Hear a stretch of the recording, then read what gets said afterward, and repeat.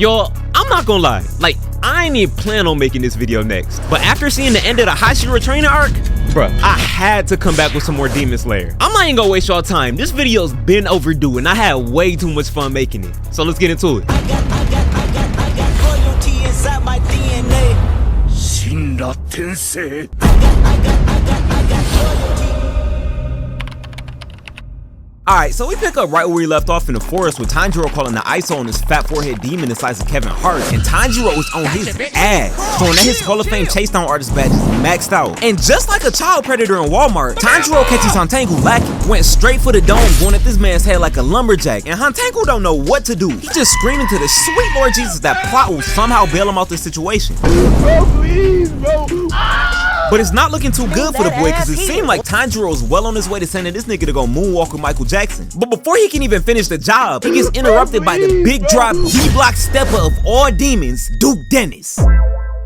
Oh, fuck. And Tanjiro didn't even have to turn around to know he fucked up. He can just feel the back shots of this man's aura penetrating every fiber of his being, no diddy. So bro just starts sweating bullets like Rod Wave after walking up a flight of stairs and immediately shits himself. What is that? Something's behind me. Joy, anger, sorrow, pleasure. This doesn't smell like any of them. What do I do? So Tanjiro's mid-swing facing the hardest decision of his entire life. The universe basically gave this man the ultimate ultimatum and was like, hey Tanjiro, you're 4 inches deep inside of Zendaya, but LeBron's 4 inches deep inside of you. Are you moving forward or backwards first? Me personally, I already know which way I'm going, but Tanjiro was just like, hey, got to see it through, my boy, and was locked in on beheading Hantangu, thinking that if he got him up out of there, the demon behind him would just like magically disappear or something. His neck's too hard, I can't slash any further, and the power up from Nezuko's blood just ran out. I'm cooked.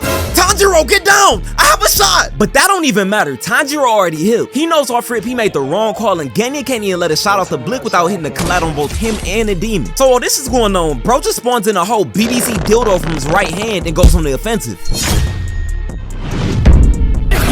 They ask you how you are, you just have to say that you're fine when you're not really fine. So Dog completely levels the entire area and uses wood-style jutsu to summon 5 versions of Timu Blue Eyes White Dragon. And Tanjiro's just holding on for dear life because these dragons on him dead. He's mid-air spamming the fuck out of his circle button, dodging, ducking, and weaving out the way of all these attacks. Until one of the dragon heads comes through with his mouth open wide as hell looking like a hungry hippo ready to swallow this man whole. But luckily for Tanjiro, Nezuko swooped in like Captain Save-A-Hole at the last second to prevent this man's legs from being chopped off. Cause if she wasn't there, bro would've had to pull up to the Hashira training arc in straight prosthetics looking like these. And before anybody in the comments asks, wood. Are you serious, my brother? And I don't even want to hear it. I'm not trying to hear none y'all gotta say, cause I know most of y'all degenerate ass niggas would too, so leave me alone. But anyways, these two both land on the ground pretty hard, so Tanjiro rushes over to make sure Nezuko's good. Nezuko, are you okay?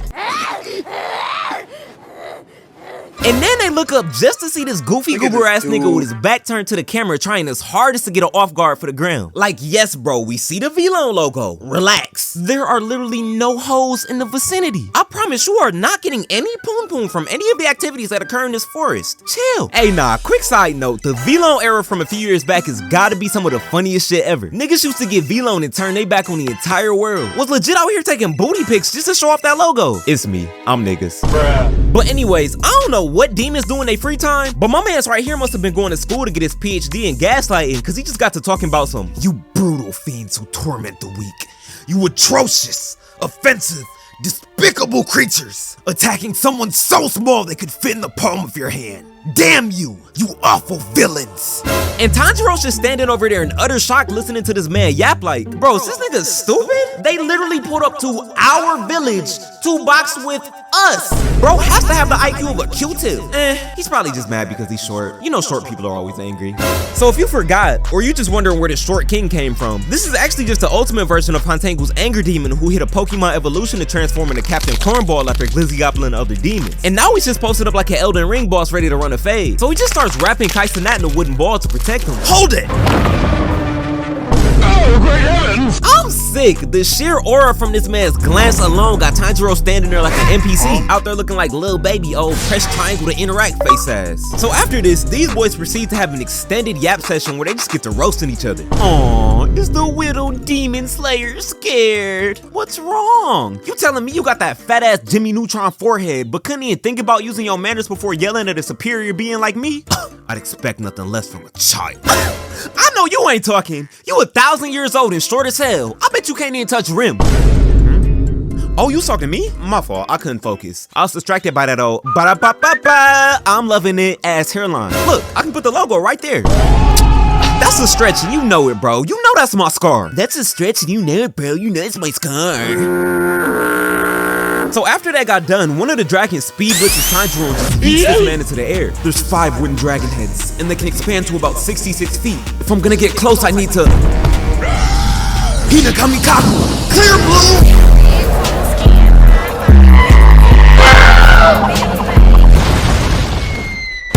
Oh, my eardrums burst again. What is with this nigga and listening to Sexy Red? Y'all, this is like a mid-stream in 2024. It's not looking too good, bruh. This is like the 5th sonic boom attack Tanjiro's gotten hit with tonight alone. And this shit got him dizzy as hell like he drank something that was offered to him by Rick Ross. And my mans didn't even get a chance to recover before one of the dragons made a beeline straight for him. Tanjiro dodges, but not before getting his ankle broke like he was trying to guard Steph Curry. And now he's just running for his life off straight adrenaline, fucked up ankle and all, because Super Nigga turned into the Avatar, master of all 4 elements. He is throwing the entire kitchen sink at him. PK Thunder! Oh, fuck. These attacks are relentless. Like, dog one time to give Tanjiro a chance to pop a mini, put on a med kit, nothing. Got this man running away from attacks quicker than Dr. Disrespect runs into the DMs of minors. I can't handle these attacks anymore. Even if I anticipate them, I can't catch my breath. But if I can somehow get 66 feet away, I'll be out of his attack range. I can do this! Yeah, It was at this moment he knew. He fucked up. So the wooden dragon head just full on extends like Mr. Fantastic and throws Tanjiro in the air. And Tanjiro tries using a breathing technique to break free, but before he can even finish, one of the dragons just swallows him whole. Nezuko and Genya are in complete shock because they think the series might be ending early. But it turns out, Tanjiro's alive inside the dragon's guts, but he's slowly getting crushed to death by his gorilla grip coochie. And it looked like the entire gang is on the verge of seeing game over screens in real life until out of nowhere, Mitsuri shows up majestic as fuck. Love breathing, 4th form, Jared McCain. So she ends up saving Tanjiro, and I'll tell y'all right now, I have never been more jealous seeing a nigga get a piggyback ride in my entire life. Kanroji pulled up and legit wasted no time by immediately speed blitzing the demon. Hit a quick little weave and just lasso dog like she was at the rodeo like. Gotcha, bitch! Yeeted this man's head backwards, giving him and 2 of the other dragons 3 cases of lifelong advanced CTE. Hey, this has gone too far. Give me back Nezuko and Genya now! Huh? You talking to me? Yeah! Who else could I be talking to? What you're doing is evil and way out of line. I'm not gonna tell you again. Give me my friends back now! Nah. OnlyFans detected. Opinion rejected. Don't tell me you ain't think nobody will find out. And you're selling it for 50% off already? Business must not be booming like you thought it would, huh? How sad. Thought you could just wave your little Sydney Sweeneys in the camera and the money would just start rolling in, huh? That's not at all what... How did you... I mean, if you needed the extra cash, I hear McDonald's is always hiring. I actually have the job application right here if you want it, you shameless tramp. So Captain Cornball's literally just roasting the fuck out of Kanroji for looking like she got her OnlyFans. And she wasn't finna let that shit slide at all, so she started getting active in the field like she was playing Madden. Girlie legit had a counter for every attack Bro's throwing at her and was spamming love breathing techniques one after the other, just going crazy. And Kanroji's finally able to get close after hitting his dash animation and has her blade wrapped around this nigga's neck looking like she's ready to decapitate him, but only Tanjiro peeps what she finna get hit with. So bro just starts charging his attack. Mitsuri sees this and she was like, it looks like he's charging up something big, but as long as I can decapitate him, I'll be okay. Miss Kanroji, that's not the main body, look up!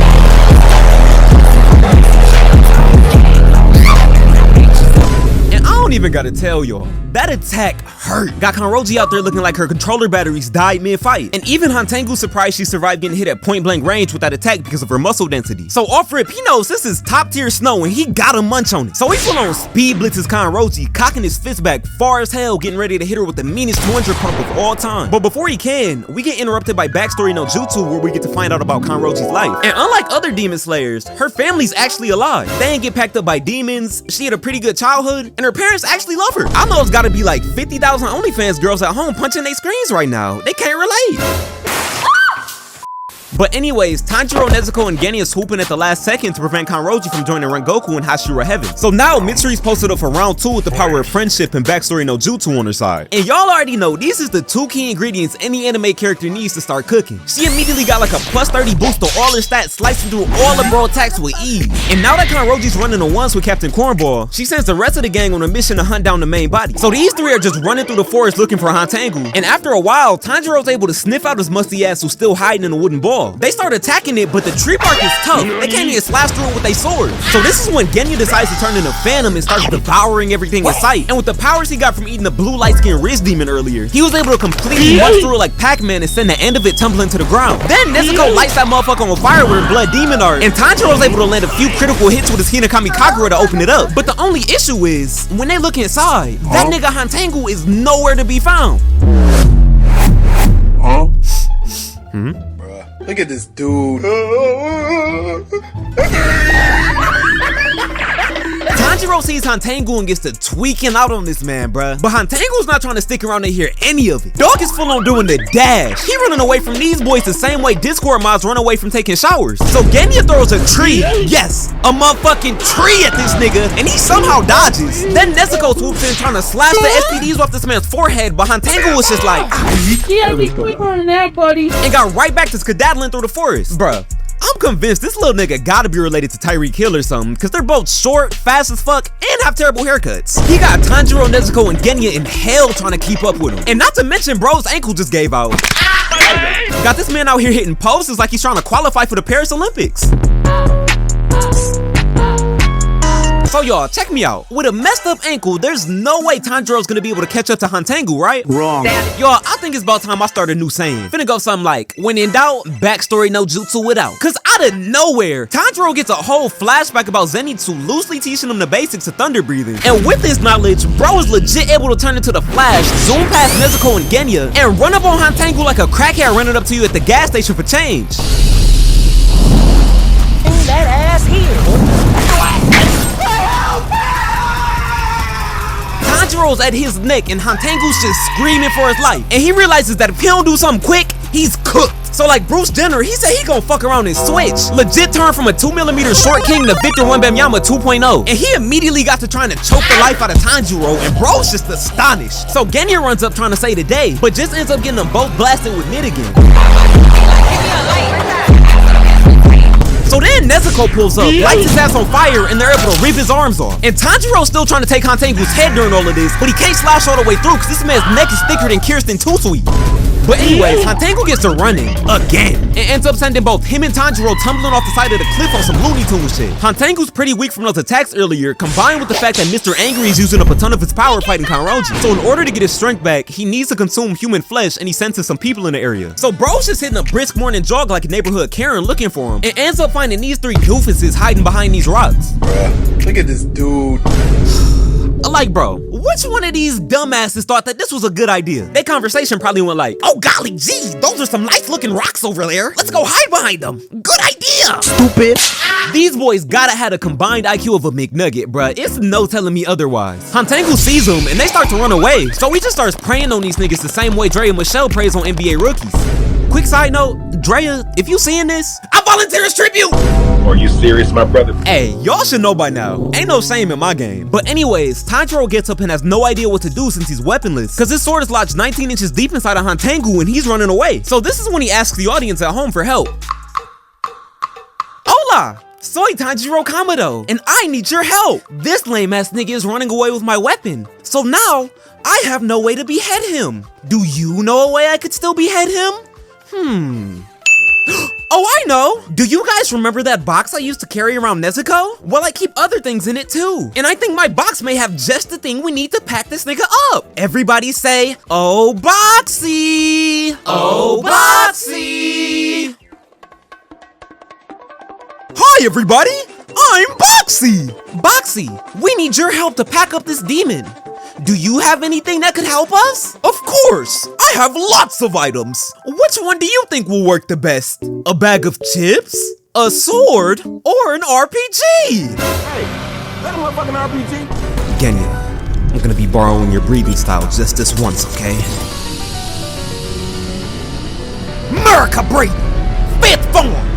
Get off my property, boy!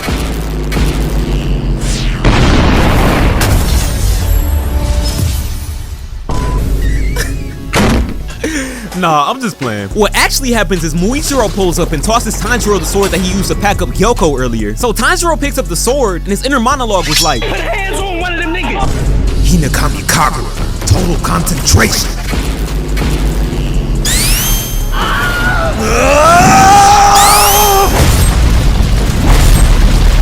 Dancing flash!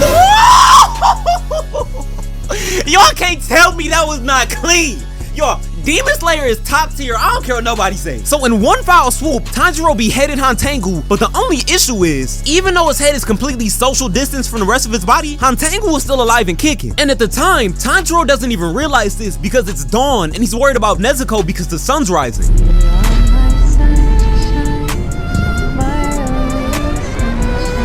Huh?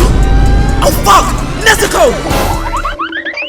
So Tanjiro's full on rushing to shield Nezuko from the sun, but Nezuko's just telling him to turn around because the three stooges are still in danger because they're getting chased by a headless Hantengu. So Tanjiro turns around ready to rush back in full force to save him, but stops as soon as the sunlight starts burning Nezuko. So of course, he's gonna go back to save his only remaining family member, but the Swordsmiths are still in danger. And he's just sitting there conflicted because he's faced with a damn near impossible decision. Tanjiro knows he got set up by the writers. This just like when you get left with the ugly girl on a two-man and your partner wants you to take one for the team. It's a lose-lose situation. And you can just see the internal mental breakdown this man is having. He starts looking to his friends, but everybody else is too far away to help, so he knows that he has to be the one to save the villagers. He wants to, but he just can't.